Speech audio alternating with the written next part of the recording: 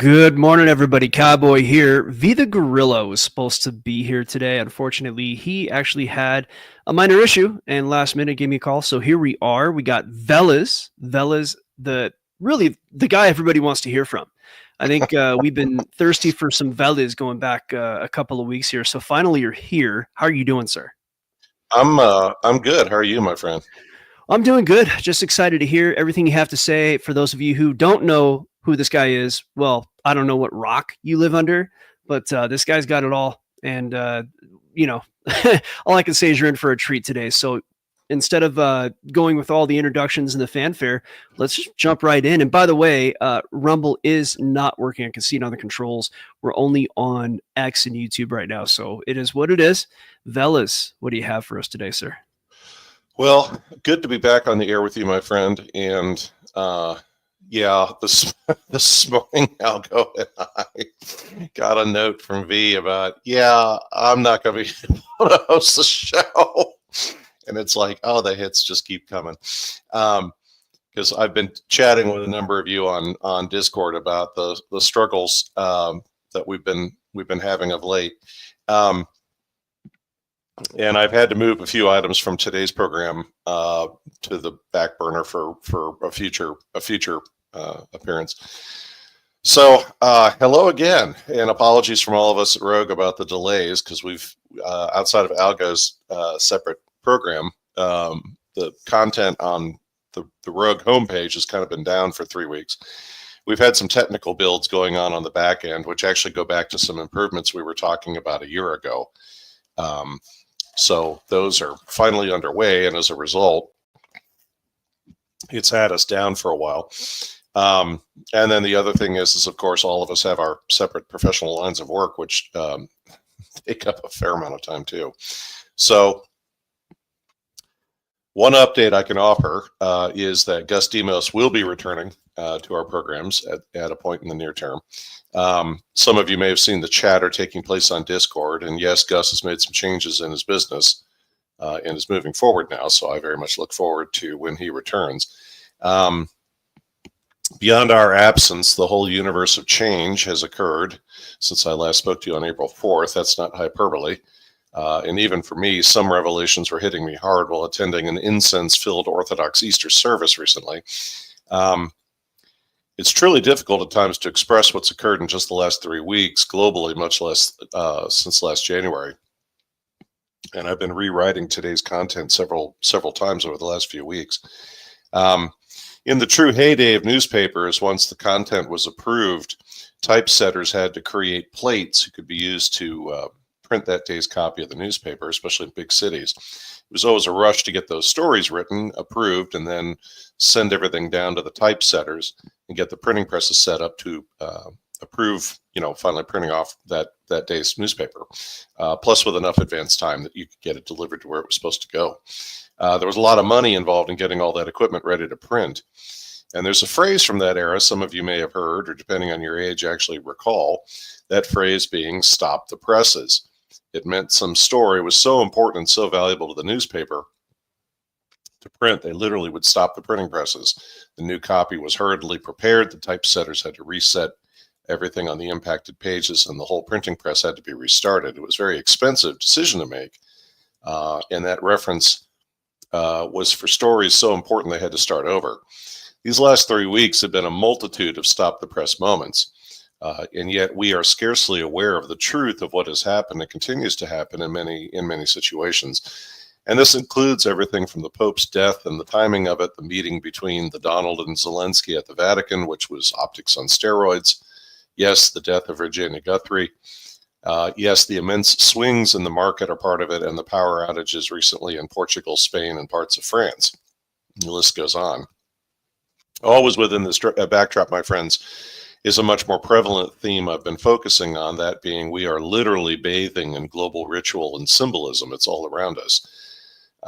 It will also mean a lot of re-examinations of our current assessments of things that are taking place. I've told you for 4 years now, and still will say, that the end of the Bretton Woods and beginning of the replacement economic model is as monumental a change in human history as the fall of the Western Roman Empire. It will also mean acceleration of the changing fortunes and opportunities of the powers fighting it out, and the immense, and I can't say that word enough, the immense level of distraction and psyops necessary for them to keep the global public in the dark. So let's get into it, because we've, as Tom Luongo often says, we've got a lot to cover.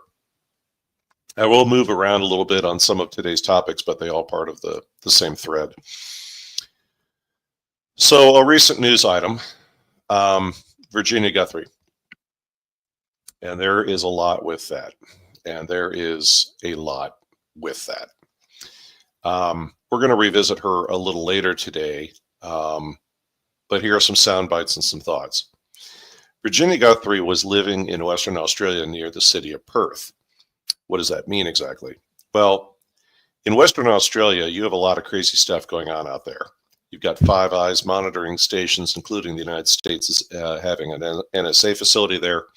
You have several high-profile individuals living in Western Australia, as well as private equity folks and some rather amusing bankers. For those of you trying to place that region, it's basically the city of Perth on the westernmost edge of the country. There's a sprinkling of tiny towns along the coast, and the rest of the real estate between Perth and the rest of Australia is desert outback. That's it. It's a great place to do stuff no one will ever know about. And some of the high-profile people living in Western Australia include Chris Hemsworth, Zac Efron, Cate Blanchett, Keith Urban, and Russell Crowe, among others. This is a can of worms, and I'm not intending to speak today ill of the dead or to get into this topic in too much detail. We will delve into Ghislaine Maxwell and others a little later today, where Virginia will reappear. A lot has been said about Virginia, both good and bad. This is my take after a few days to digest the news. This is only the beginning, and I don't just mean relative to her, the Jeff Epstein story. In the broader sense of things, I mean what I've said at the opening of today's program. We're literally going to see more global accidents. We're going to see downright assassinations and even the garden variety disappearances. My counsel is the following. Whenever the public is shown something shiny, because we are a gaze of raccoons, the public becomes distracted. So about Virginia's death, we have that event. Then the media tells us, don't look at that anymore. Look over here. Here's Trump and Zelensky sitting in a very symbolic room in the Vatican with a very symbolic floor pattern. And they're sitting in a very particular locations in that floor pattern. Oh, the sun is acting funny. Go look at that. Oh, wait, here's the NFL draft. World leaders or not, isn't the Vatican a strange place for a photo op, or is that just me? Every time these things happen, what is the ritual and the symbolism, and what are we not paying attention to? Regarding Virginia, here are some data points.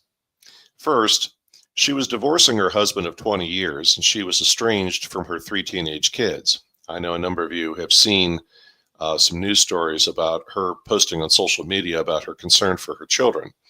There's a bit more of a backstory there. Her divorce with her husband was filed in August of 2023, and evidently it was still ongoing in the Australian courts. Second, prior to her death, she was living in a multi-million-dollar home with 6 bedrooms in it on the shore of Perth. Third, her ex-husband had a restraining order on her, which she recently violated.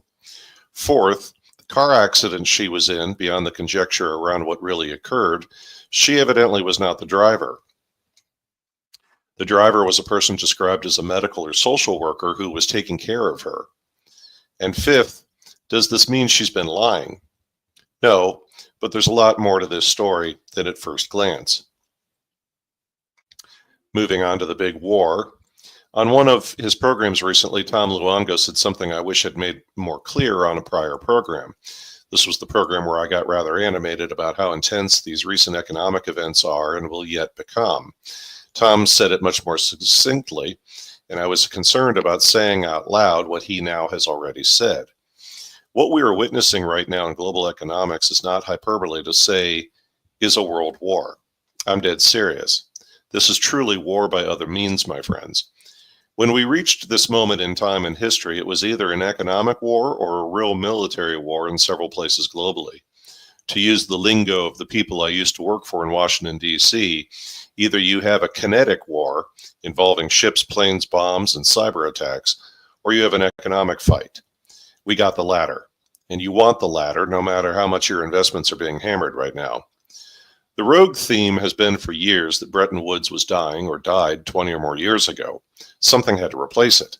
However, it's not just about replacing the global economic model that we're using. It's about who wins, who loses, and who's in control of that economic model.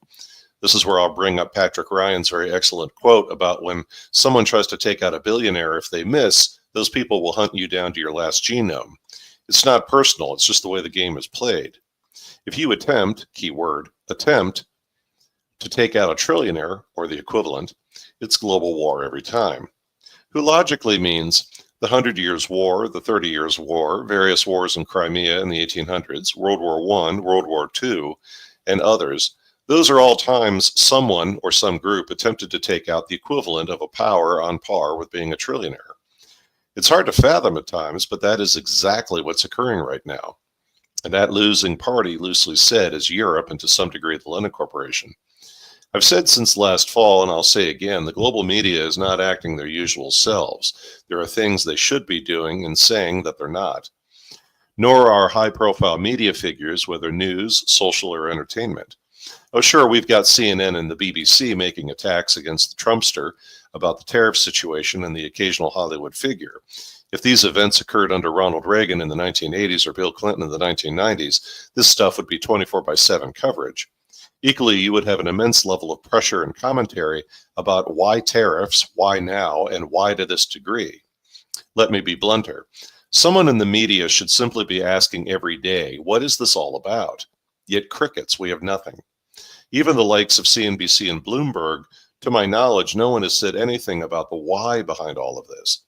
Media coverage of all forms has simply noted it is occurring and the havoc it's causing. Doesn't that seem a bit strange? Even the lies about the conflict in Ukraine, the media still attempted to try and explain why that conflict even occurred. The U.S. indices are fluctuating at times by 1,000 to 2,000 points a day for weeks, and again, crickets. This is going beyond. This is going to continue for months, my friends. There will be lulls in the activity and the impact, but there will be strikes and counterstrikes. Is the outcome certain? Probably, but equally, how committed is the losing side? That depends on how far the various players want to go. It will continue to be rough. Just look at how much money Doge has publicly acknowledged was being stolen through U.S. aid.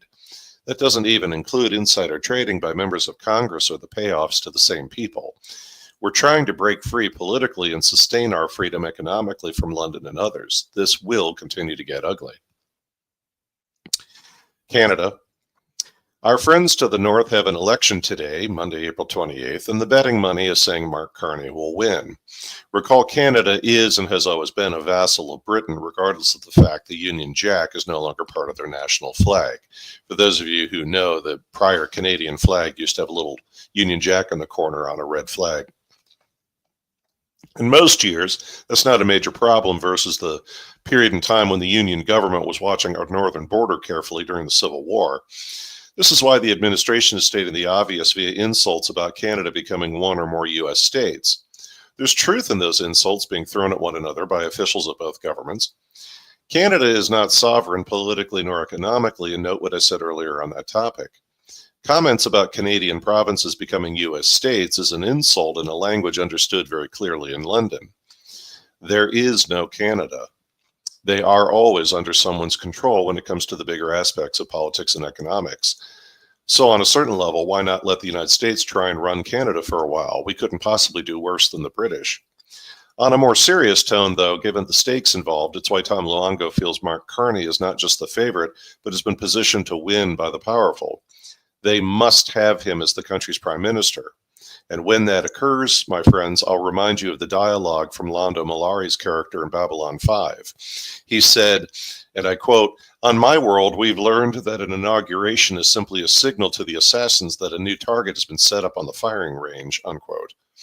The minute Mark Carney becomes Canada's prime minister, it's an official signal a new front has opened in the war to put pressure on the United States, and it will come from the borders of Canada. Again, economic and political and not militarily. However, you're going to feel it when that new fight starts, or shall we say intensifies. I wish no ill to my friends in Canada, but there are giants in the playground and they're caught in the middle, as are we at times. The Big War in Print.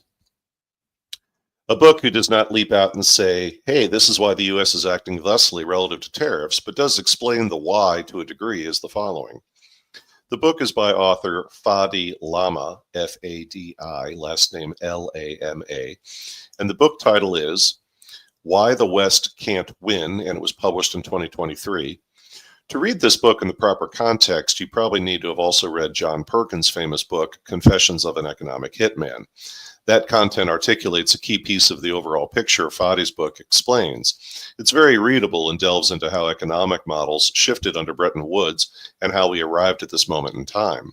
To paraphrase something said by many others, we must fix the current economic system globally because we simply can't squeeze any more life from it. The book reviews Western nations' access to and use of energy, spending power of their citizens, and the growing patterns of events who brought us to this point in time. It's an easy book to read and without a lot of technical language. If you have a chance, it is worth reading. Another item worth catching is The Essential Global Power Dynamics, a review of tracing the roots of Davos and the city. This is from a Spotify program, which featured Tom Kerrigan interviewing Tom Luongo, Tommy Kerrigan, and Ian Burlingame. The interview, or the discussion among the four of them, was excellent. It covered economic systems and global power structures, and in some cases, Tom even went into detail I've never heard him talk about before. Tom highlighted his conversation, or highlighted this conversation on his Patreon channel as particularly significant for understanding how we arrived where we are. Their conversation presents a good framework for understanding power dynamics that are often overlooked by mainstream historians and has been covered previously by analysts like Matthew Arrett, Patrick Ryan, and George Friedman. Their central thesis, the London Corporation never truly abandoned slavery. They merely transformed it into the modern employment structure that has defined industrial society for generations. This economic evolution served a specific purpose. It maintained a debt-based control system that ultimately benefited London's financial elite. The discussion also examines how the London Corporation leadership has undergone several transformations while preserving its fundamental objectives. In contemporary time, the most intriguing part of their analysis of current global tension, which they frame as a battle to enable more individuals worldwide to control the value of their own labor. This shift isn't necessarily driven by ethical considerations, but by the sustainability of the existing economic system. Basically, what was left of Bretton Woods. The conversation connects a number of different elements, from Neil Stephenson's works to fundamental concepts of property rights, personal sovereignty, and the foundational structures of our global system. For any of you seeking to understand the true mechanics of global power, this discussion represents something definitely worth listening to. And it's a rare instance of clarity around how hundreds of years of history are changing before our eyes. Important legal news. Two very important legal items we need to cover today. The first concerns judges. I know people in the legal field who have very strong opinions on this subject, and it's why we need to remove the emotion about it. This is in relation specifically to the retired judge in New Mexico who was evidently harboring Venezuelan gang members, and the arrest last Friday of a judge in Milwaukee for similar behavior. When we finish this first part, I'm going to cover a second item you probably have not heard about, but who is immensely important. Regarding these judges, some background, and we'll need to begin with Milwaukee in general and the judge in that city. First, if you know anything about Milwaukee, you know it is and has been a socialist city since the 1930s. I'm not speaking figuratively when I say that, nor am I being unkind. I'm dead serious. My family lived in Milwaukee for many years, and I know that town intimately. In fact, we have another important Milwaukee historical item later in today's program. New Mexico and Wisconsin are states who are led and controlled, key words, by people who want those states run the way they're run. As a result, they're on the same page when it comes to the topic of what policy should be around foreign labor living in those states being outside the law. Second, both judges are losers on a personal level. It's the old joke about when someone is a danger to their profession, they promote you. I wouldn't be shocked to discover the retired judge in New Mexico is being threatened as a reason for why he was harboring people in his home. The net of this being both judges have been arrested, and in the narrative of the mainstream media, they were arrested by the federal government, read that as the White House, over the topic of immigration. If you believe a word of that, I have a lovely bridge to sell you in Hoboken, New Jersey. There's a lot going on here, and whether publicly or behind the scenes, the legal community is going to freak. When I first appeared on Rogue in 2020, I said, you will see Democrats defend Republicans in Washington, D.C. and vice versa on specific occasions, namely because a particular attack or investigation into the other party threatens the status quo in Washington, D.C. more than an individual political party. That's when they reveal to you it actually is a uniparty. Judges, more than even attorneys, will react violently to anyone trying to impact or hold that community accountable. Because in the final analysis in nearly all U.S. states, judges report to their state Supreme Courts. The U.S. Supreme Court has frequently bristled when either party wishes to impose changes on that court, particularly some of the threats we've seen leveled against them the last 2 years or so. If a judge is arrested for the classic John Grisham reason they did something illegal with money, well, that's okay. Same thing with murder or being a pedophile. The legal community will let that pass because as attorneys, there's only one thing anyone in the legal community cannot ever do. It's at the heart of a lot of John Grisham novels. And that is screw with your client or the public's money. The actions against these judges have the feds involved in matters concerning the law and who has what authority. My friends, for that topic, everyone is invited to the dance. This is like Congress naming an airport. Everybody wants in on that one. Regardless of what may have been said or implied in the news, the shockwaves from these two judges being arrested will reverberate everywhere. Now for the second item. There's a legal item brewing in the state of Ohio who's about to go so nuclear you'll be able to see it from space. It also relates in principle to the topic we just covered. Ohio has a ballot initiative coming up regarding qualified immunity, specifically to ban qualified immunity for law enforcement. Qualified immunity means very loosely, if law enforcement does something wrong in the course of their jobs, they cannot be prosecuted. There are many U.S. states who've had ever-increasing problems with mistakes made by law enforcement and nothing was done because of qualified immunity. In fact, often judges will literally throw legal cases with complaints against law enforcement in the trash. Now, a certain brilliant legal mind who listens to this program would point out you have other options like going after insurance carriers. That's true in dealing with school boards as well, but that's a discussion for another time. Some of you may have seen documentaries on Netflix and similar covering the topic of swatting. We've had some situations take that topic to its unfortunate eventual conclusion, that being someone being swatted who was accidentally killed. I'm speaking of what happened a few years ago in Kansas. Then roll in George Floyd and related, and you have a topic that galvanizes both conservatives and liberals at the public level. If you were to place a wetted finger outside your window right now, you can feel the fear ripping through the legal and government community. Recall what I said about politicians protecting one another. You have two things for whom the powerful should and must never allow to happen. The public of both official sides are galvanized on something, and it may curtail the power of the law.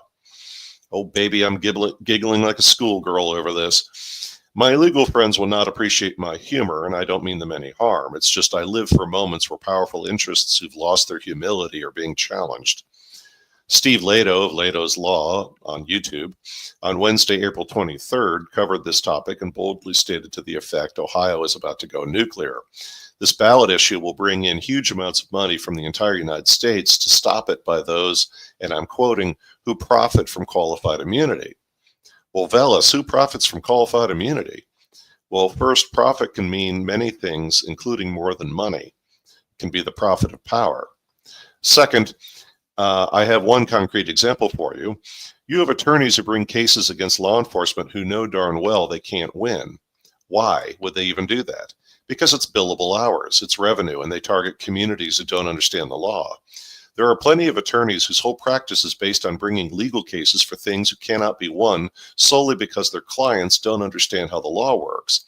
In fact, that very item is one of the most friction-laden problems for Steve Lehto, as attorneys have been screaming at him for years to just shut up because their sole revenue stream is the kinds of cases he profiles on his program. Then, of course, you have the police unions and others who won't be happy about this.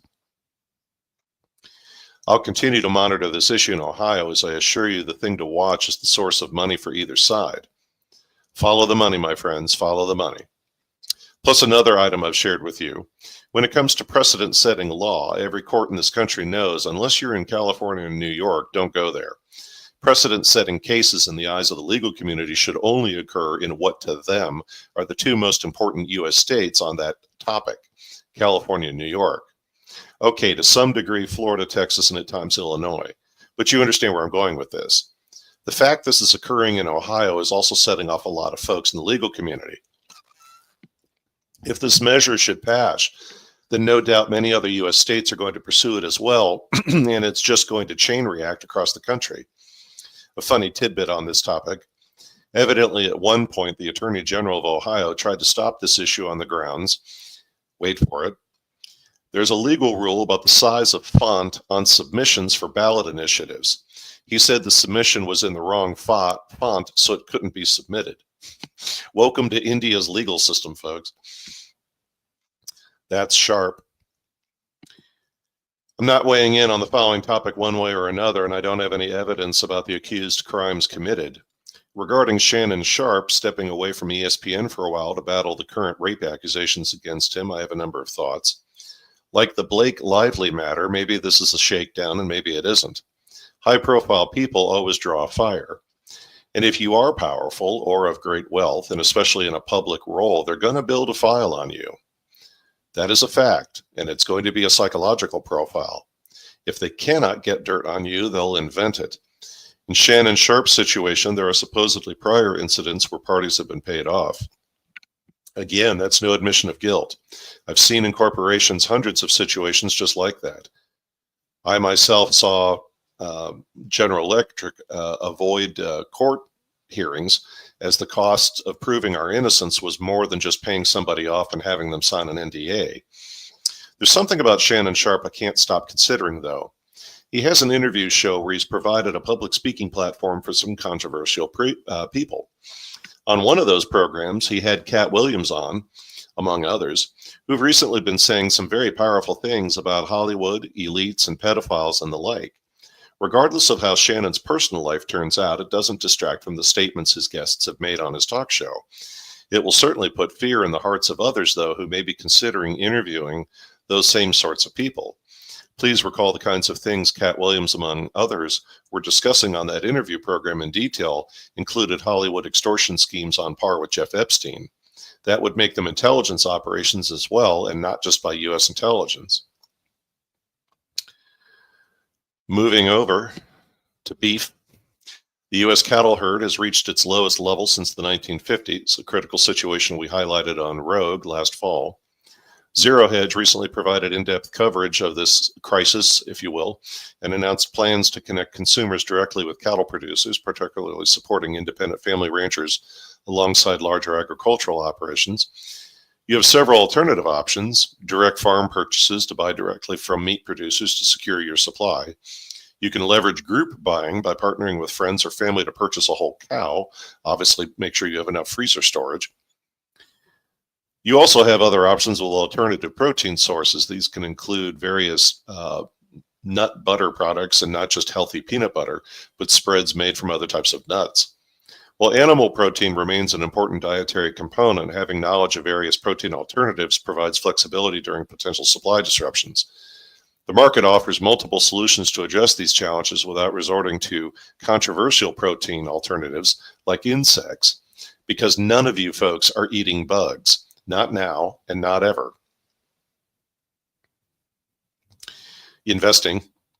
Jim Cramer said Friday he's still optimistic on data center builds. Run for the hills. Ancient again. Where I'm from, we call that there a sell signal. Yeah. It's what in project and program management, risks don't necessarily mean bad. It just means it's an opportunity. Ancient again.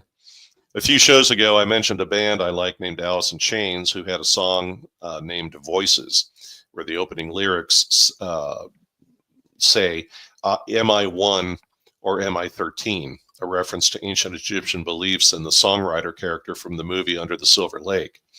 Recall also Matthew Arrett's work last year on esoteric symbolism around Jack the Ripper. The fact those killings were entirely a series of rituals tied to, among other things, the sacred nature of that year during the fall of 1888. What symbol is very important in understanding the geography around those killings? The Vesica Pisces.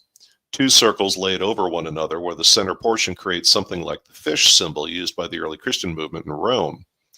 Well, sitting in a bar recently, the TV had the Masters golf tournament on, and I saw one of the golfers lining up for a shot. As he was lining up for his shot, I noticed he had a MasterCard symbol on his collar, and then for the first time it hit me. My God, the MasterCard symbol is a Vesica Pisces. So when I said at the opening, we're literally immersed in symbols and rituals, I wasn't kidding, and it's only going to increase. You see, it has to increase. Because if you're creating a model for global economics who's new, that cannot occur in a vacuum. The elites will always usher in such an age, if you will, with ceremony and ritual, whether that's in the ancient world or it's today. Then there were three. From my days working in human rights and various repressions by governments and others over the last 100 years, you learn things. One of those being the fact small groups or cells operating in repressive countries tend to do it in threes. That way, if one person in the cell is picked up by authorities, the whole organization doesn't get taken out. No matter how much the person was tortured, they only knew of their other two confederates. Those confederates also know two other people the first party doesn't know. This is why in Chile in the 1970s, when General Pinochet's folks rounded up all the leftists, including activist students, they first had the intelligence service known as the DINA plant people in churches, universities, literary societies, and similar.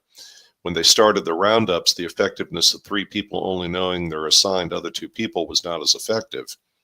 So in a strange twist, there's a revelation about Jeff Epstein, among others. So strap in for this one. There's growing evidence that Ghislaine Maxwell was one of three people procuring underage and just barely of age girls and boys. Consider, for example, some of the revelations coming out about the former CEO of Abercrombie & Fitch. In his case, it was young male models he was prostituting around, and he had three folks managing his procurements. It appears the same was true of John Luke Brunel and others. Plus, having three people doing the work for you is more efficient. You can spread work out among the three people. If anybody's under the weather or tied up, the other two can step in. It's redundancy pure and simple. Ghislaine Maxwell's responsibilities for Epstein were immense, and it's logical that she would have more than just staff, but peers in that organization. If you were reading the back pages of the news recently, you might have caught the story about a race car driver named Brian Vickers, who's getting a divorce from his wife, Sarah Kellen. Sarah is alleged to be one of Jeff Epstein's key recruiters along with Ghislaine. A lot of time has passed on her potential role in all of that, and now all of a sudden, those two are getting a divorce. So what is it that's about to come out publicly, may I ask? Then there's this unpleasantness. The theory has been put out there, the name of the third procurer working for Epstein along with Ghislaine Maxwell and Sarah Kellen. And I'm dead serious about who that third procurer may be. The argument has been made that person was Virginia Guthrie. But Veles, she testified against Epstein. Yes, she did. And when you take down mafia organizations in the legal system, you need people on the inside to testify to succeed.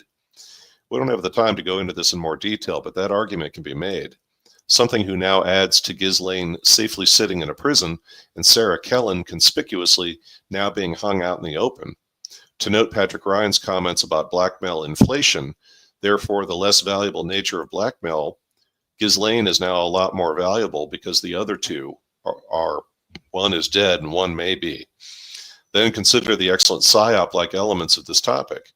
You have the male head of the Epstein organization who dies under mysterious circumstances in prison. People often associate men as being in charge, no matter how woke things have become the last few years. Plus, thanks to the Me Too movement, the public is conditioned to accept a white man solely leading such an organization. Therefore, it was Jeff Epstein, and he alone is to blame. To quote Bill Gates, well, he's dead now. As a result, the desire to investigate further is weaker, and people assume he's the only one who could reveal the truth. Now here's the really crafty part. Ghislaine remains alive and safely in prison. What does that do? Well, amusingly, it keeps her in the public eye, drawing attention to her and no one else, while the public remains confused, if they pay attention at all, to what the eventual outcome for her may be. Periodically, we have rumors about her or brief interviews, or my favorite with the media, what other celebrity criminals is she hanging out with in the prison yard, because the public loves celebrities, all of which keeps attention on her by design and not the other accomplices or peers of hers who've long since been moved to safety if they're even still alive. Sarah Kellen, you're up. Let us also recall the Nexium cult led by Keith Raniere. Who were the other two women of three Keith Raniere was using to procure members other than the actress Allison Mack? Well, that's where it gets interesting, because it's not three, it's 8. If you look at the graphic prosecutors used to convict Raniere, it included actress Allison Mack was one of 8 women making up his recruiting organization. Let me say that again. If anyone had taken the time, the prosecutor's graphic from the trial reflects 8 recruiters or procurers. The number 8. That sounds symbolic. There's another 3 in this story, and you've heard it before. Jeff Epstein wasn't alone. It was Jeff Epstein, Jean-Luc Brunel, and Peter Nygaard. What is also significant of those 3? Well, Nygaard is still alive, and Brunel and Epstein are dead. Good luck getting permission to speak to Nygaard, whether you're the press or not. Public deaths. Consider for a moment what I said at the opening of today's program and in relation to the topic of this segment. Public deaths. High-profile people who die publicly in a very public way. When high-profile people die publicly, you should ask yourself several questions. First, from a symbolic and ritualistic perspective, what was going on at the time they died? Did they have a pink moon, for instance, around the time of the death of the CEO of Siemens of Spain? By the way, you'll notice that death has hit the memory hole like a ton of bricks. Right on the cusp of those deaths were the deaths of a family made up of high-profile people connected to MIT and the medical industry. Those folks died on Sunday, April 13th. If you dig into those families' connections in the medical industry, it will take you some interesting places. Second, when you have a high-profile death, did they die with family or other important people? Recall also Kobe Bryant also died on a helicopter. Who was with him when that occurred? His daughter. Who was with the CEO of Siemens of Spain? His wife and kids. What is big in certain countries like Italy, when you have elite violence or violence involving the mafia, is the following. Recall the scene from the second Godfather movie where the Don back in Sicily is trying to kill Vito Corleone so he doesn't claim vengeance for the death of his brother. You tragically have to kill the children so they cannot claim vengeance on their loved ones or parents. Let me give you a little bit more color on the tradition of revenge in certain societies. A much-loved Italian prosecutor was doing a real number on the Cosa Nostra in the 1990s. So the Cosa Nostra, or Italian mafia, literally placed a bomb under a highway and detonated his car with his family in it during a motorcade. Even though the family was dead, average Italians, especially grandmothers, placed their hands on the caskets at the funeral and swore revenge against the mafia leaders responsible. Those leaders literally turned themselves into law enforcement within a week when that became public. Why did those women take that action? Because the prosecutor and his wife knew the risks, but young children were murdered, and those deaths violated a rule in that society. I'll also throw into that mix the murder of the Tsar's children as well as he and his wife in 1918. In that situation, the people behind it wanted to eliminate anyone with a legitimate claim to create a government in opposition to the communists. Last year, we had the death of Mike Lynch on a yacht with his family. He was the executive embroiled in a legal battle with HP who had just been cleared. After his victory, he was vacationing with family and friends when their yacht suddenly sank. His attorney was aboard, as well as Morgan Stanley chairman Jonathan Bloomer. Yet again, last year, we had the high-profile private equity guy connected to Israel and Silicon Valley who died with his family in a private plane crash. How many times in the previous year have we on Rogue covered strange deaths occurring among the elite? Equally, 2 years or so ago, I said I felt assassination would be back in vogue, and that word does not just apply to heads of state. As powerful elites are losing and losing big in this giant economic war, a lot of people are going to die, folks. They must. It's the way these things occur. Third, high-profile people tend to travel on forms of transport better than we, the little people, can traditionally afford. That means private jets, private helicopters, private boats, and the list goes on. Not sure how many of you have dealt with high-profile and wealthy people, but they have a low threshold for their transportation resources being kept in poor condition. Yes, you might be flying a commercial airline flight where the TV monitor on seat 14A is not working on your 4-hour flight, and also one of the bathrooms isn't working. That doesn't occur for these folks. So when these types of people are dying on private jets, yachts, and helicopters and planes who are all well maintained, it's not a conspiracy to say something is just not right here. There are two theories in vogue about the alternative space about the Siemens CEO of their Spanish division. The first is Turkey wanted a rail contract with Siemens, and they wanted assurances Siemens would boycott Israel. Even though that was 2 years ago, it's hard to know where that rail agreement is currently. The other is folks in the European Union were very angry. Siemens was going to invest billions in the U.S. to avoid tariffs. There's probably a third one in there somewhere. Powerful people in Europe are losing and losing big right now. Why do you think Zelensky's terrified to stop the war in Ukraine? There are things worse than death, and these people know all of them. As the former CEO of Siemens of Spain has learned. Recall also the attorney who prosecuted Siemens during Joe Biden's administration. That was Jessica Aber. She's dead too. One of the Siemens CFOs died recently as well. This is a lot of people dying who are connected to Siemens or things connected to Siemens. The net of the CEO's death is a message. The family was killed, and the message is likely not about that executive, but others at Siemens or high-profile people involved with Siemens. What is the true message about? Well, that's hard to say. But it is like Under the Silver Lake again. The people who are supposed to understand the message know what it is. That's true of other examples I provided in this segment. It was done publicly, and that's important, as the people doing it don't care who knows. Get out the red string and start drawing correlations. Something in the shadows. I have many favorite quotes from the TV series Babylon 5, one of those being, and I quote, "If you look at the skin of the Vorlon's ship long enough, you'll begin to see patterns forming in the skin of the ship. They move slowly, and you'll only notice them unless you're patient." The other quote was, "Watch the shadows.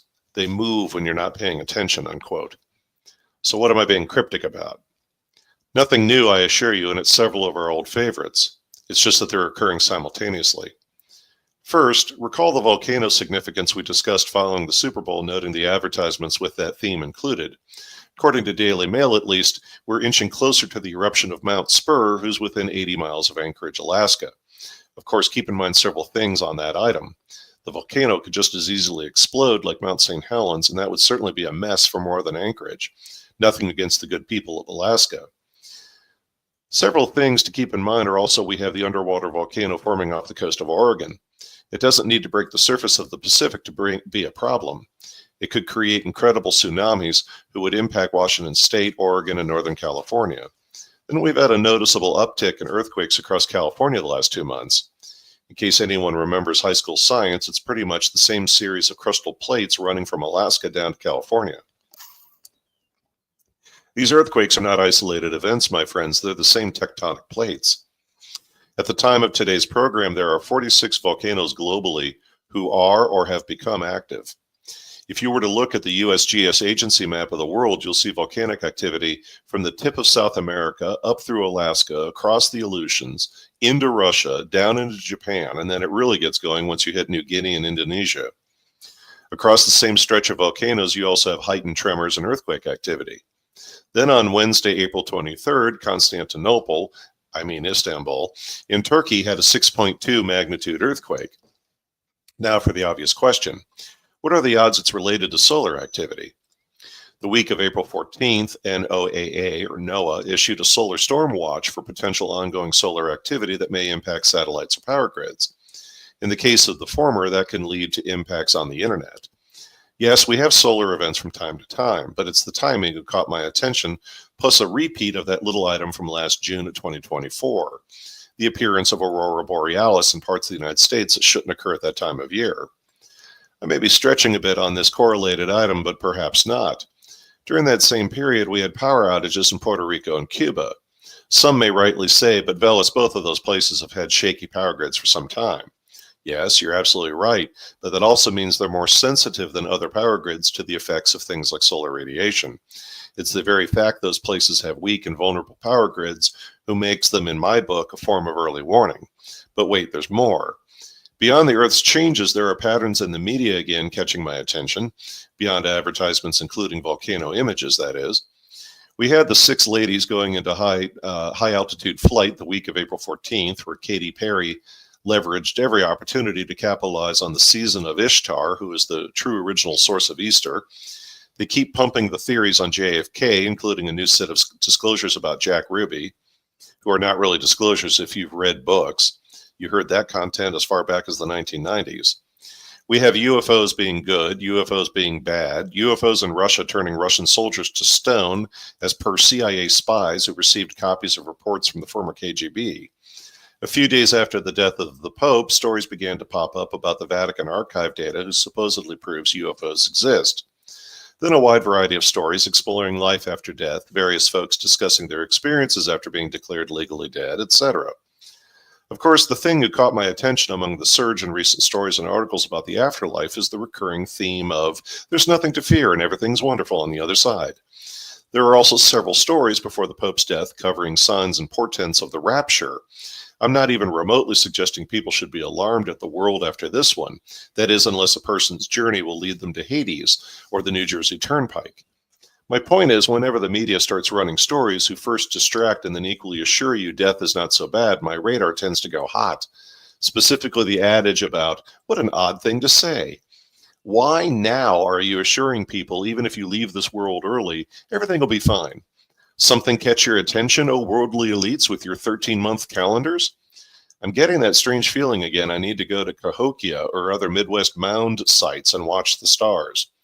One other point on this segment is that I wrote this content 2 weeks ago. You can imagine my surprise hearing Brendan O'Connell last week asking his audience, how scared are you? His point was the many items I just reviewed with all of you. This is not to say these global earthly events are not occurring. Brendan's point was the media is jacking up everything they can to keep people both scared and fatigued. I would tell you they never do that unless they have something going on they're hiding, like a global reset of the entire economic system in Europe ceasing to be relevant at the big table. Legal precedent and why major universities lost before they complained. There's an important college in the Midwest I've mentioned previously, a college whose mere mention of their name to my professors in the early 1990s would cause them to nearly foam at the mouth. I would note I had several professors who earned their PhDs on the West Coast in the 1960s, which was the reason for their hatred of this school. That fine institution is Hillsdale College. When you have a thing in this world where people react to it with emotion rather than a logical argument for or against, it always makes me smile. In the words of my grandfather, it's intellectually cheap if you react that way. I feel the same way when people have similar emotional reactions to Noam Chomsky or Cesar Chavez, as the two of them are complex as well. So what did Hillsdale do this time? You see, they've been trolling Harvard and other Ivy League schools in social media. They've been trolling them regarding the massive pushback of late about federal funding on hold or under review at those various schools. We also have to keep in mind these schools are receiving government money from a variety of federal sources. So when you hear a funding figure at risk in the news, when it comes to a particular school, that's usually not the total figure. In the case of the schools with whom I'm working right now, there are anywhere between 5 to 10 government sources of funding. Therefore, what specifically did Hillsdale do? Well, many years ago, Hillsdale attempted to adhere to an ideological view once espoused by Ronald Reagan. That being the U.S. Constitution and our legal system is based on individual rights, not group rights. There's a lot of history on that relatively simple concept, not the least of which is once you start identifying people in society by their group rather than in individuals, you're immediately going to create social conflict, which of course is why they do it. Hillsdale attempted to resist government pressure to classify students by race a number of years ago. They just wanted to identify them as students. The court case went all the way to the Supreme Court and Hillsdale lost. They lost, as the Supreme Court said, institutions cannot defy federal educational policies. Hillsdale and social media has been daring various schools complaining about government money to avoid taking federal money entirely. It solves the whole problem. Then if your ideological positions are so pure, you can continue to do what you want without the government cutting off your funds. Could those schools, especially given their size, make up for that lost federal revenue the way Hillsdale did? Well, that's fairly complicated. Hillsdale is a college, and the Ivy League and other universities are comprised of many colleges. The amount of money universities would need to compensate for is immense. Then there's this rub, and don't think this wasn't intentional. Why, my friends, do you think at the same time the U.S. government cut off or questioned huge amounts of federal money these schools received, they also pushed for investigations into anti-Semitism? The view, even by conservatives, is that was to pander to Israel. Perhaps, perhaps not. You see, I've worked with small and large universities, and I've attended the same. The Jewish community in the United States contributes huge amounts of money to universities. Factually, many of the schools hit hardest by the encampments in the spring of 2024 receive huge donations from the Jewish community. Those were the same schools where countless Jewish students were afraid to leave their dorms for fear of their safety. That's not a joke. I've seen the court filings at several schools where parents and other groups are suing over the lack of campus safety. This was a double whammy by design to a particular cadre of universities across the U.S. The government cut off or has their money on hold, while at the same time the sensitive nerve was hit about how the Jewish community had been treated at those same schools. Therefore, if the schools tried to make up for some of the financial losses they're having by appealing to the Jewish community, they're probably greeted with a busy signal on the other end of the phone. It's not just that the government's money dried up, but their annual donations and contributions from their wealthiest benefactors also dried up. Militarily, you call that a pincer movement. Your final takeaway from this is Hillsdale College court case. You have not just a civil judgment, but a Supreme Court judgment on what you can and cannot do with the government's money. The Ivy League doesn't stand a chance as soon as federal attorneys point judges to case law, unless there's other circumstances involved. Just a reminder of the one-year anniversary of those campus protests last spring was last week. The irony of government spending. Noting what I said about spending at major universities and the current funding impacts, we have the following. What is the other thing about Ivy League schools on the East Coast and the West Coast equivalents like Stanford are known for? Well, research and development in the military space as well as biological research. What is the likelihood that those schools are still receiving those monies? I can tell you factually those funds have not been interrupted. I've always been amused by the irony of protesting students who don't understand the depth of that kind of investment over decades at their institutions. Do you really think your placards and bullhorns are going to stop that kind of money from coming in? I think not. JFK, Robert Kennedy Jr., and Michael Franzese. I've watched several Michael Franzese interviews and his own podcast comments on various topics. For those of you who may not be familiar, Michael is a former mafia leader who, after doing a time in prison, has his own talk show. He's spoken out on a number of topics on everything from Jimmy Hoffa to other pieces of history. He doesn't always divulge all the details on things, nor does he need to. He's a good source for the general background on a number of things in the more gray areas of the world we live in. My takeaways on his comments about the JFK files and Robert Kennedy's recent comments about them. Number one, no matter how estranged, officially or unofficially, Robert Kennedy is from the rest of the Klan, he's still a Kennedy.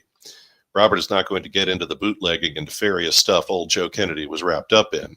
What I'm speaking to is that Robert Kennedy said that he had no knowledge whatsoever of his grandfather being involved in bootlegging, and Michael Franzese said, no way.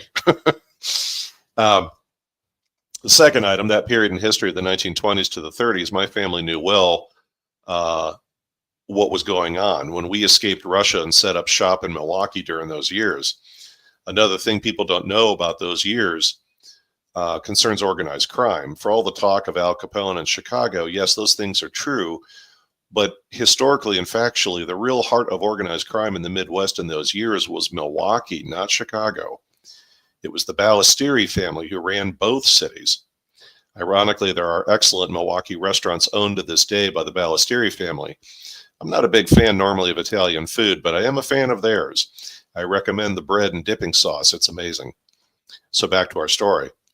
So when you have former czarist intelligence people running businesses in Milwaukee in those years, trust me, we knew what the hell was going on.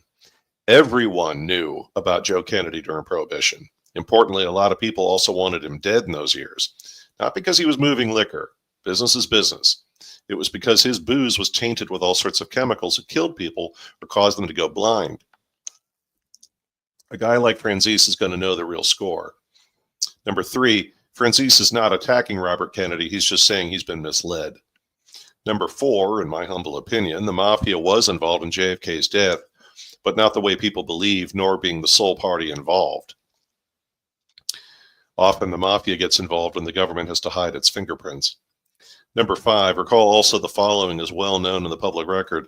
Powerful men have some powerful habits that can often get them killed. That includes going after certain kinds of women. Joe Kennedy had a contract taken out on him in the 1930s by a mafia family because he slept with the mafia leader's girlfriend. It's a little vague on what exactly happened, but the contract was lifted when another mafia family vouched for Joe Kennedy. From that day forward, they owned Kennedy, and it meant Joe was on retainer with several mafia families. Also recall, Joe Kennedy was the U.S. ambassador to Britain right before World War II broke out, but they brought him back because he was a little too fascist. Then many years later, Joe Kennedy had to bail out none other than a young Hollywood actor and singer named Frank Sinatra for sleeping with a mafia leader's girlfriend. Yet another reason why Sinatra's career was so closely tied to Las Vegas and some other unsavory folks. Then because God has a sense of humor, Frank Sinatra had to bail out Johnny Carson for the same reason. This was the reason why Sinatra used to quote-unquote drop by Johnny Carson's show a lot in the 1970s. Don't take my word for it. Go watch the YouTube video. Oh, look, folks, Frank Sinatra stopped by. It was a free promotion and marketing of Frank's career because Johnny owed him. This was also another reason why the famous Ed McMahon came into the picture with Johnny Carson. I mean, seriously, why did Johnny always have to have Ed around, both on the show and in his personal life? Even one of Johnny Carson's ex-wives complained about the fact that Ed McMahon was always there. It's because Ed McMahon was a Marine colonel and a former test pilot. He was not the kind of guy who balks at a tough situation. NBC paid Ed McMahon to accomplish 2 things. The first was to keep Johnny from getting into any more fights with people in Los Angeles when he went out drinking, and to keep him from sleeping with mafia guys' girlfriends. The guy was a Marine. He could keep up with Johnny's drinking. To my knowledge, no one ever needed to bail out Ed McMahon for sleeping with somebody's girlfriend. The point is how interconnected these moments in history are, how tied the Kennedy family has been for nearly 100 years in events like this, and the story continues. RFK Jr. has decided to get involved with the current administration, no doubt, for several reasons. He will say he wants the truth about his father and JFK's assassination. If he really knows the truth, he'll know there are many aspects to that who can never be told outside of well-written books. Your freedom. Long ago in a galaxy far away, Adam Carolla and Jimmy Kimmel used to host a program called The Man Show. In the case of Jimmy Kimmel, he's sold out to the system more completely than Judas. Adam Carolla has been lurking around various interview shows and has some penetrating thoughts on California, Hollywood, and several current social topics. Here's one worth noting.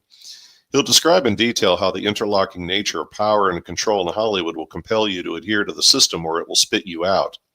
That may sound obvious, but you'll need to listen to the depth of some thoughts he has to internalize the depth of his references. Then there was this very informative takeaway who went deep. He said, if you're a professional and you're really good at what you do, really good, then on most occasions you'll be able to sustain employment and be who you want to be. Dare one use the word free. You'll be a free individual without surrendering to the system, especially if you are in a trade or you're a licensed professional. Now, obviously, there are exceptions to this. Case in point, if you're an attorney, I don't think you want to tweak the nose of the American Bar Association too much with your views. Firefighters, among others, were forced into taking the inoculations regardless of their own views due to the system.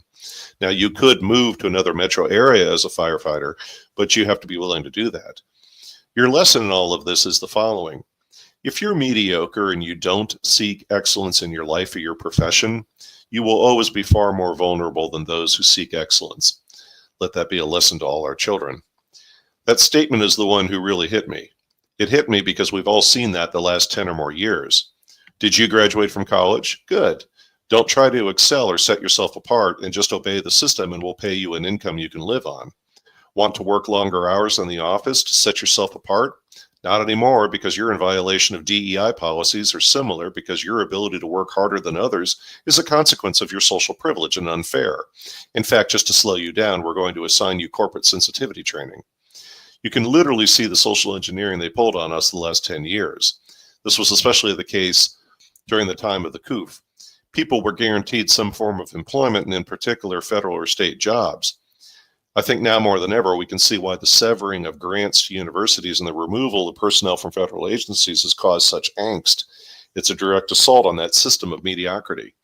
Reminds me of the meme out there who says your future doctor's passing their classes thanks to AI software. It might be a good idea if you took better care of your health.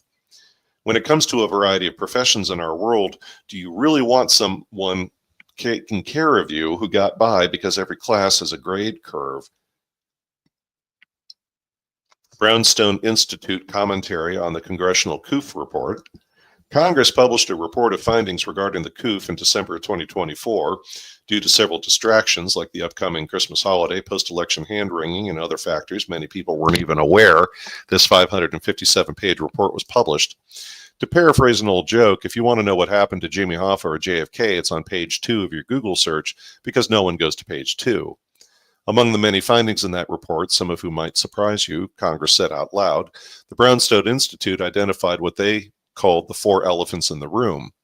One of the 10 takeaways of the congressional report, interestingly, was the impact various measures had on children, including inoculation schedules, denial of school attendance without boosters, school closures, and denial of the effectiveness of natural immunity. The report also states overall the shots were never properly tested, and the famous vaccine adverse event report system, or VERS, was insufficient and not transparent. Also, another biggie, the White House during those years utilized unconstitutional methods to combat what they felt was disinformation. What did the Brownstone Institute feel were the elements missed in the report, or the elephants in the room, if you will? The first one was the timing of when COVID began, who they feel is more important in many respects than where it began. It may have begun many months earlier on current data and in multiple locations globally. Second, the importance of Sweden not locking down. More people died in Sweden in 2015 from traditional illnesses and the weather than died during the illness in that country. Therefore, the lockdowns heightened the problem. It didn't reduce it. Third, areas of higher population and poorer medical resources like Africa fared better than most Western countries or first world medical resources. Fourth, lack of trial data on the shots who've since come out and demonstrated what? People who took the shot in test trials had a higher mortality rate than a placebo, and that was from Pfizer's own data. A pause. There's a lot in my last couple of programs, and I know some of it can be concerning. Noting the Brendan O'Connell reference this week to his audience about Are You Afraid Yet? If you're a regular listener to Rogue or other alternative content, my counsel is this. You must think of your mind as an athlete. I'm dead serious. Your brain is a highly trained muscle.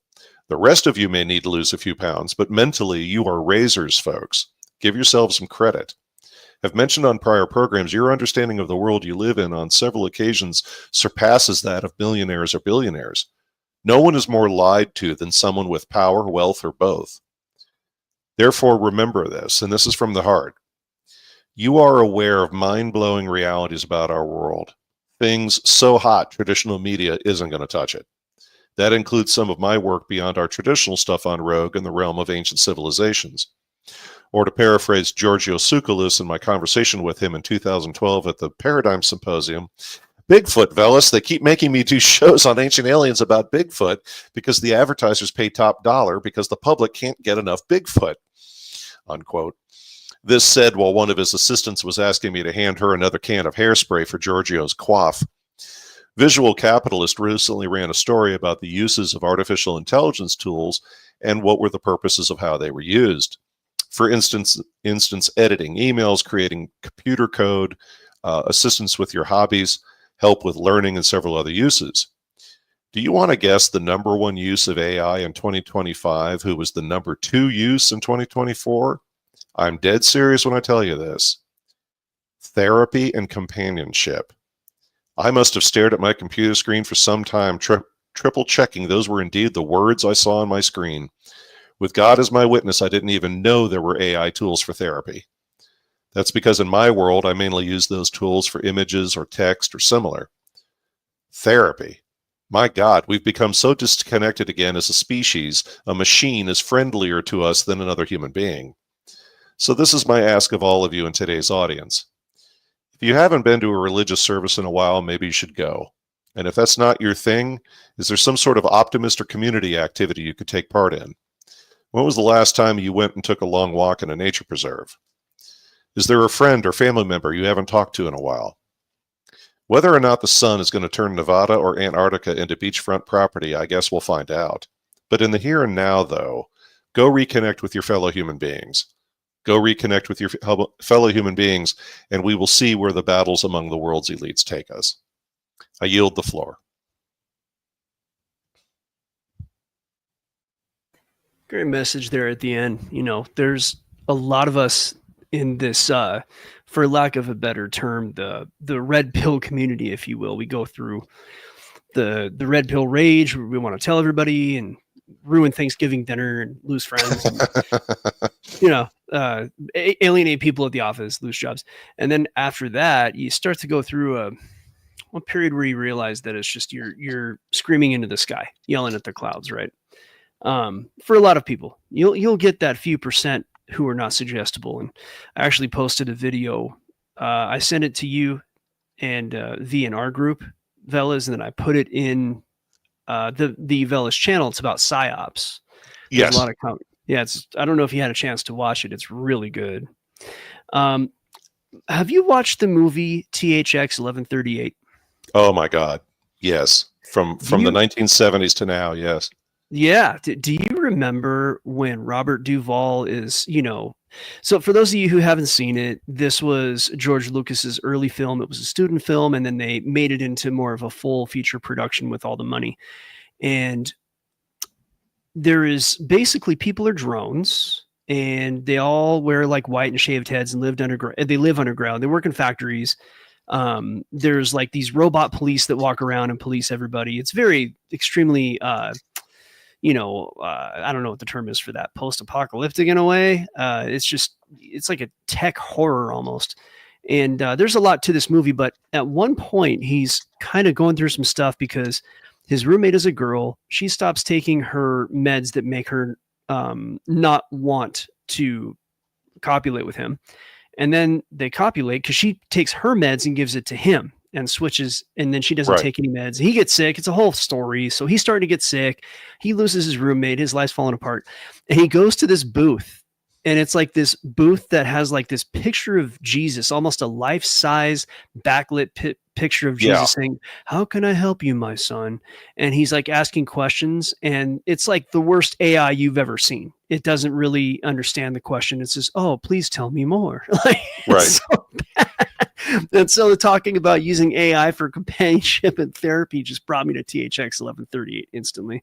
And that's, you know, obviously. Well, there's a lot with that too, because the image is like an amalgamation of Jesus and other religious figures all blended into one. But yeah, that's how society gives you support, is just a automated system that forgives you for whatever and just sends you on your way. But the other aspect of that at a psychological level is as he and the gal, his roommate, are getting off the drugs and they're going through the withdrawal.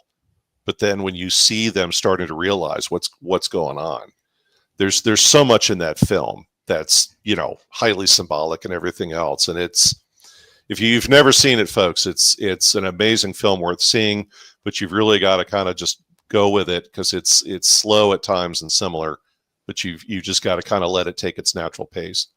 You know, so I'm into movies that are old, and I tried to show some of them to my wife and her cousin at one point, because we would just watch movies together like during the pandemic, right? Yeah. Logan's Run, you know, some of those types, THX, and their complaint was that they're too slow. And so guarantee you that's all also by design. It's, you know, all of the TikTok brain rot and all that's just a separate comment altogether. What else do I have here?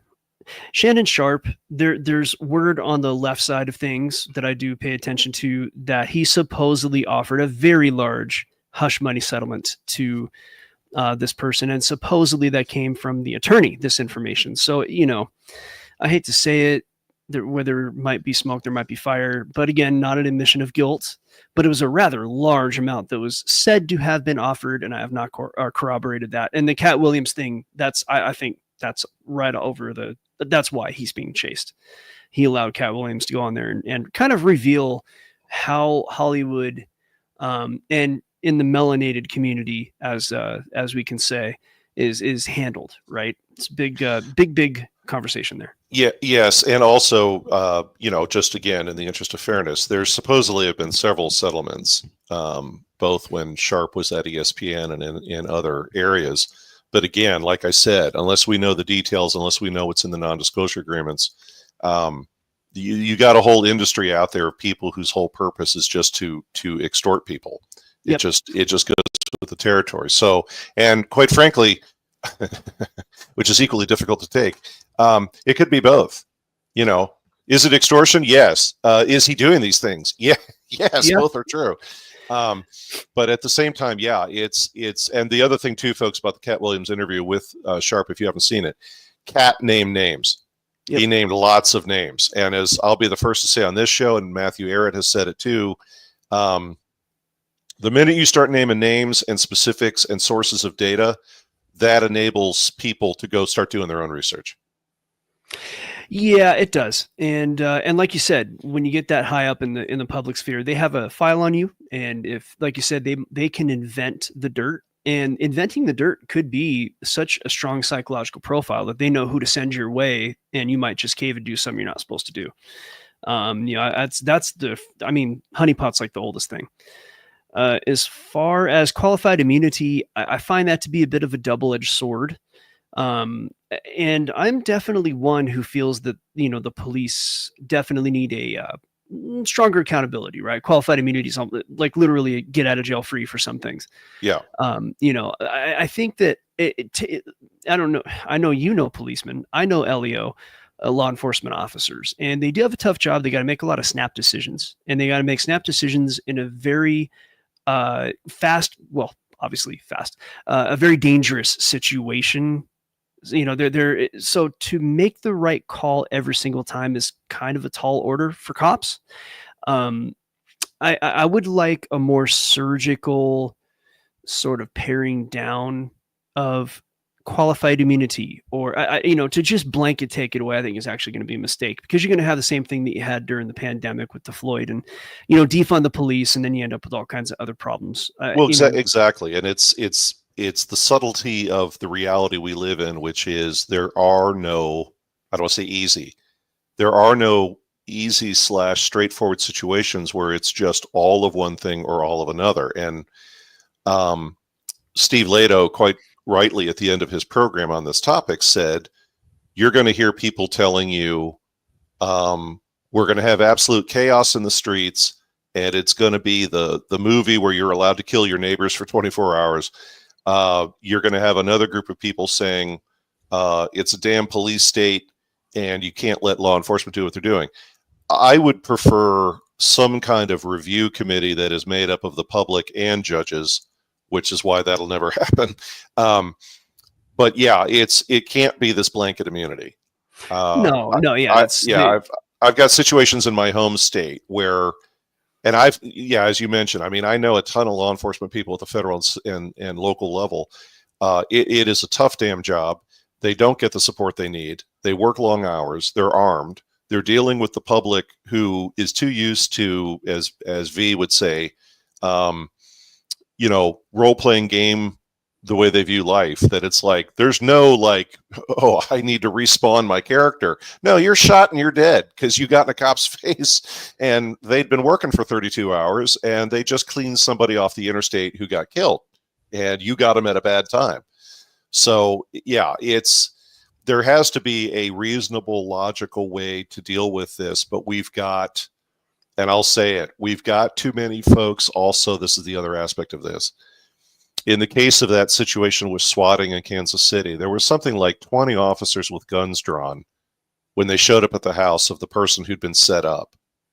But one of those officers, and again, this is nothing against the military, was former military. And so when he got out of the military, he went into law enforcement. And, he opened up.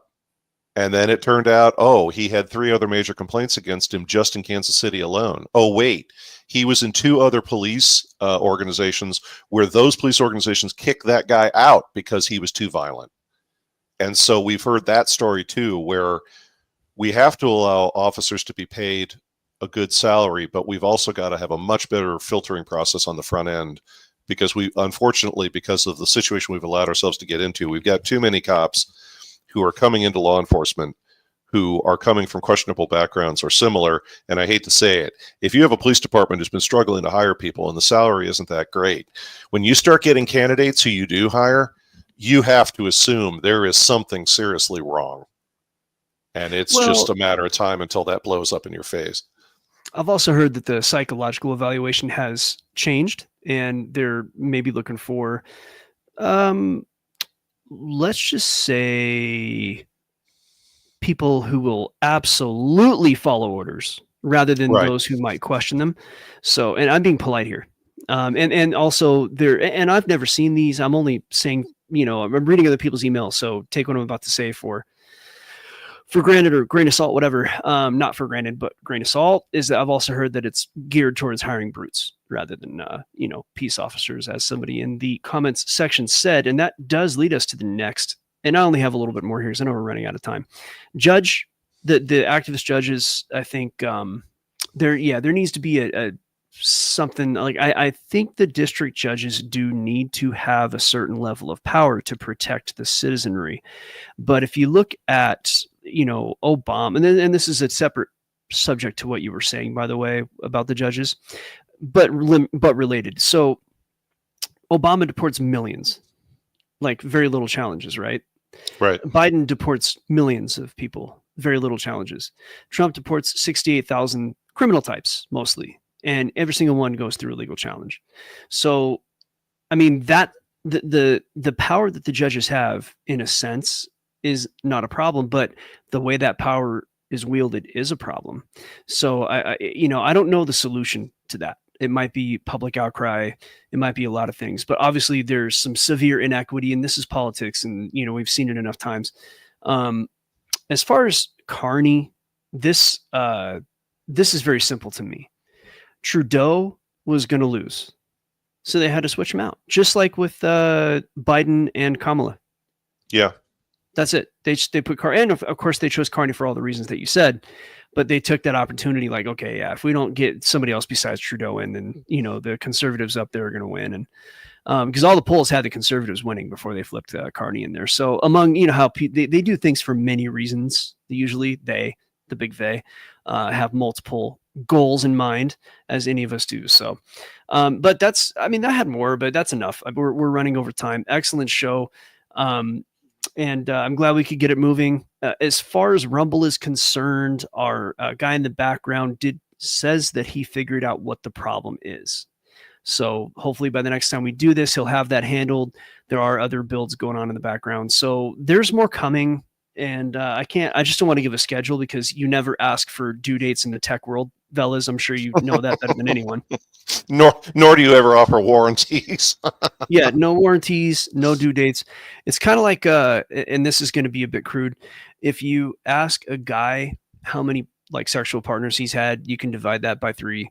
And if you ask a female how many she's had, you can multiply by 3. Just don't, if you want a due date in the tech world, multiply by 3 and then be ready to multiply that by 3. So we'll do what we can to get things moving in a much,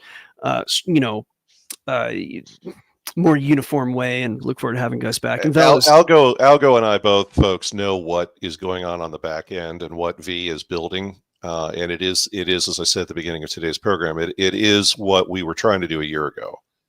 But there's a lot of pieces to it. There's a lot of elements to it. Many of you may recall my missives about all of the defensive and offensive capabilities that Mike Moore has gone through to set up his program. So that's some of the things we're trying to do. And it takes time. There's no other way to say it. It takes time. And the 3 of us, as well as our other colleagues on the back end, have all been tied up on a number of other things. And it's a challenge, but at the same time, that's why we have the information we do on these programs is we're all professionally working out there doing stuff. So it's 6 of one thing, half a dozen of another, but we're getting there. We're getting there. And, who knows, Algo, we might be able to get our friend to be able to repost this show on Rumble. I know he has that ability. He said he will. Okay. He's already confirmed that. Okay. So we deeply thank you, everybody, for joining us today, whether you're listening live or you're listening to a replay of today's program. And we will be establishing a bit more regular cycle. And please, by all means, check out Algo's programs that he has. And we will see you all soon again. Appreciate that, Veles. Thank you all for watching. See you next time.